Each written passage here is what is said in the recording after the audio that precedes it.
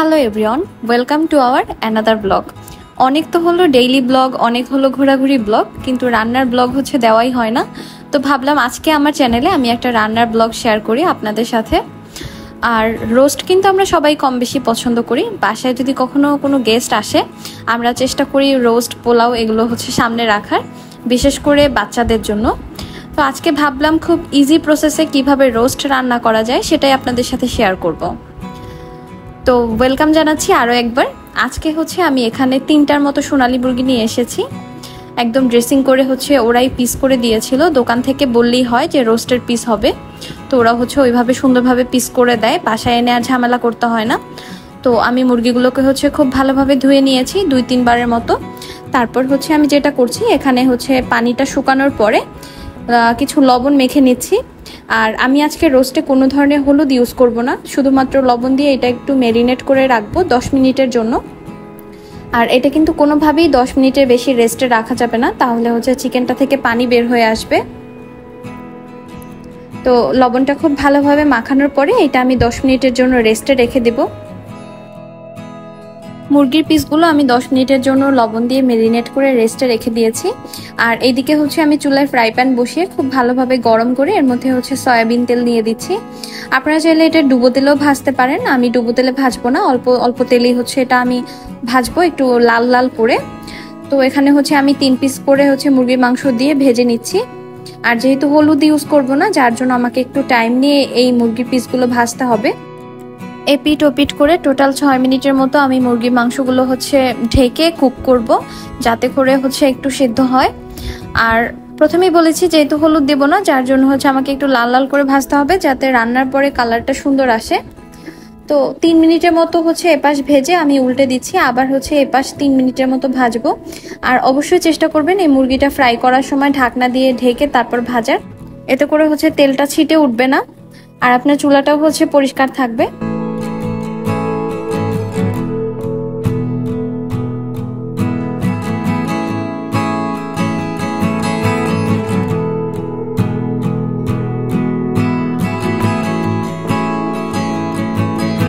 হাতে একটু সময় নিয়ে আমি সবগুলো মুরগির পিস ভালোভাবে ভেজে নিয়েছি। তারপরে হচ্ছে মুরগির যে ভাজা তেলটা ছিল ওই তেলের মধ্যে হচ্ছে আমি 1 চামচের মতো ঘি দিয়ে দিচ্ছি। আর এই ঘি দিয়ে হচ্ছে আমি রোস্টের যে বেরেস্তা, ওই বেরেস্তাটা ভেজে নিব। আর ঘি দিয়ে বেরেস্তা ভাজলে যেটা হয় সেটা হচ্ছে আপনার স্মেলটা খুবই ভালো লাগে, আর খাওয়ার সময় হচ্ছে ঘিয়ের একটা ফ্লেভার পাওয়া যায়। আপনারা চাইলে কিন্তু বেরেস্তাটা এভাবে ভেজে নিতে পারেন। এরপরে রোস্টের বিশেষত্ব যে মশলাটা, এটা হচ্ছে রাঁধুনি রোস্টের মশলা। তো এইটা হচ্ছে আপনার এলাকার যে কোনো মুদি দোকানেই আপনি পেয়ে যাবেন। তো অবশ্যই চেষ্টা করবেন এই রোস্ট রান্নাটাতে রাঁধুনি যে রোস্টের মশলাটা আছে ওইটা ব্যবহার করার। তো এখানে হচ্ছে আমি 1 প্যাকেটের মতো আজকে দেব, যেহেতু আমার প্রায় 3 কেজির মতো মুরগি। তো এই পুরোটা হচ্ছে আমি ঢেলে দিচ্ছি একটা বাটিতে। আর এই মশলাটা হচ্ছে আগে থেকেই রেডি করে নিলে ভালো হয়। অনেককে দেখেছি যে রোস্টের মশলাটা হচ্ছে মশলা কষানোর সময় হচ্ছে উপর থেকে দিয়ে দেয়, তো আমি ওভাবে করব না, আমি আজকে একটু ভিন্নভাবে রান্নাটা করব, যার জন্য হচ্ছে আপনাদের সাথে এই রেসিপিটা শেয়ার করা। আর এই যে দেখেন আমি বাটিতে হচ্ছে নর্মাল পানি দিয়ে মশলাটাকে হচ্ছে একটু গুলে নিচ্ছি। আর এই পেস্টটা হচ্ছে সুন্দরভাবে করে নেবেন যাতে দানা দানা না থাকে। সুন্দরভাবে লিকুইড হওয়ার পরে এর মধ্যে আমি আরও কিছু জিনিস অ্যাড করব। লিকুইডটা হচ্ছে সুন্দরভাবে পেস্ট করার পরে এখানে হচ্ছে আমি 1 কাপের মতো টক দই দিয়ে দিচ্ছি। আর এই টক দইটা কিন্তু আমি বাসায় বানিয়েছি, নর্মাল তরল দুধের সাথে হচ্ছে লেবু মিক্সড করে নিলেই কিন্তু সুন্দর একটা দই তৈরি হয়ে যায়। আপনারা চাইলে বাসায় তৈরি দই দিয়েও হচ্ছে রান্নাগুলো করতে পারেন। আর যেহেতু দই তেমন একটা বেশি লাগে না, যার জন্য হচ্ছে আমি বাসায় নিজে বানিয়ে হচ্ছে সবসময় রান্নাতে ব্যবহার করি, এটাতেও খেতে ভালো লাগে।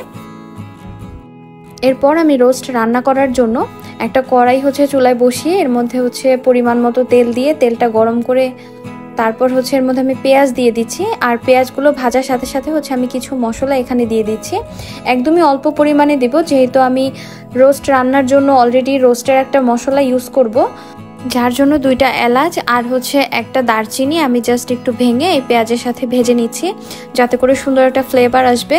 আর এই সবগুলো হচ্ছে খুব ভালোভাবে একটু কড়াভাবে ভেজে নেবেন, মানে বাদামি বাদামি করে ভাজার পরে এর সাথে হচ্ছে আপনার যে রেডি করা মশলাটা ওইটা অ্যাড করবেন। সবগুলো উপকরণ একটু ভালোভাবে ভেজে নিয়েছি। আর এখন আমি যে রেডি করে মশলাটা রেখে দিয়েছিলাম ওইটা হচ্ছে এখানে দিয়ে দিচ্ছি। আর এখনই দেখতে কত সুন্দর লাগছে কালারটা। আর এই মশলাটা আপনি যত হচ্ছে চুলার উপরে ভাজবেন, রোস্টের ঘ্রাণটা তত বেশি ভালো লাগবে খেতে। এ পর্যায়ে খেয়াল রাখতে হবে চুলার আঁচটা যেন মিডিয়ামে থাকে। আর এই মশলাটা কষানোর মধ্যে হচ্ছে আমি এখানে 1 চা চামচের মতো ঘি দিয়ে দিচ্ছি। আমি সবসময় হচ্ছে আড়ংয়ের যে ডেইরি ঘিটা পাওয়া যায় ওইটা ইউজ করার চেষ্টা করি, কারণ ওই ঘিটা হচ্ছে আমার কাছে মনে হয় একদম বেস্ট একটা ঘি। তো এই ঘিটা দিয়ে হচ্ছে আমি মশলাগুলোকে আরও কিছুক্ষণ ভাজা ভাজা করে নিব।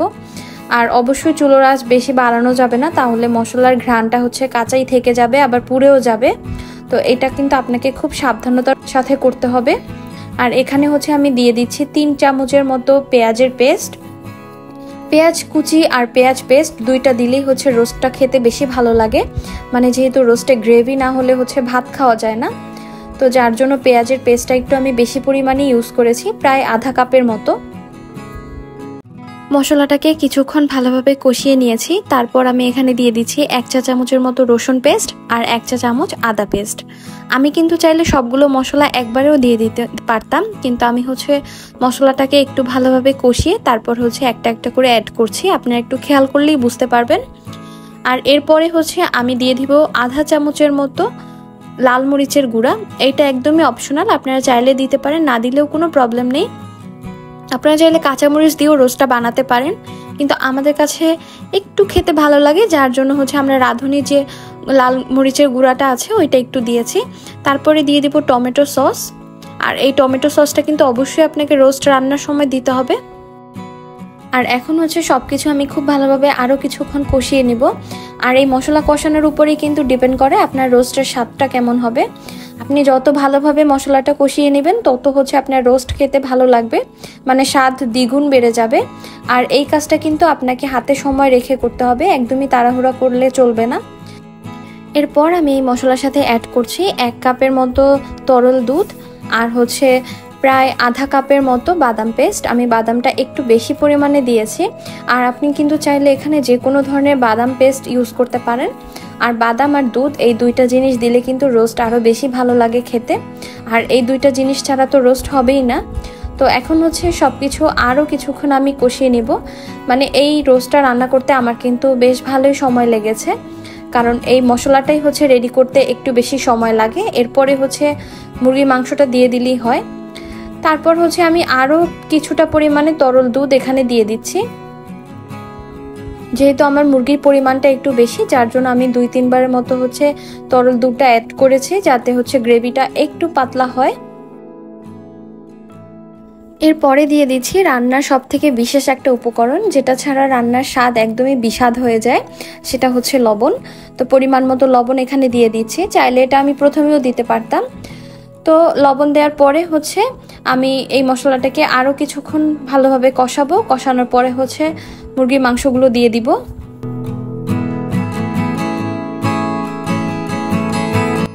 মুরগির পিসগুলো হচ্ছে এই গ্রেভির মধ্যে দিয়ে এখন খুব ভালোভাবে হচ্ছে মিশিয়ে নিতে হবে। ঢাকনা দিয়ে আমি প্রায় 10 মিনিটের মতো রান্না করেছি। আর মশলাটা একদম ভাজা ভাজা হয়ে এসেছে। তো এ পর্যায়ে হচ্ছে আমাকে একটু এটার সাথে পানি অ্যাড করতে হবে, যেহেতু আমি সোনালী মুরগি দিয়ে রোস্টটা রান্না করছি। সোনালী মুরগিটা একটু শক্ত টাইপের হয়, যার জন্য পানি অ্যাড করতে হবে সিদ্ধ হওয়ার জন্য। আর আপনারা যারা ব্রয়লার মুরগি দিয়ে রোস্টটা রান্না করবেন তাদেরকে পানি না ইউজ করলেও হবে, যেহেতু ব্রয়লার মুরগির মাংসটা একটু নরম টাইপের হয়, খুব ইজিলি হচ্ছে সেদ্ধ হয়ে যায়।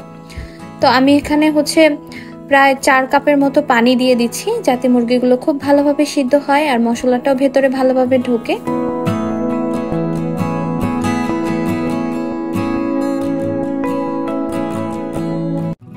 রোস্টের স্বাদটা একটু বাড়ানোর জন্য আমি এখানে 1 চা চামচের মতো কেওড়া জল আর 1 চা চামচের মতো গোলাপ জল দিয়ে দিচ্ছি।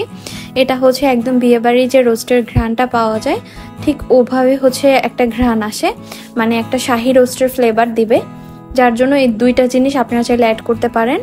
তারপর হচ্ছে আমি এখানে 3-4টার মতো কাঁচামরিচ দিচ্ছি একটু জাস্ট ফ্লেভারের জন্য। তারপর দিয়ে দিব আরও 1 চা চামচের মতো ঘি।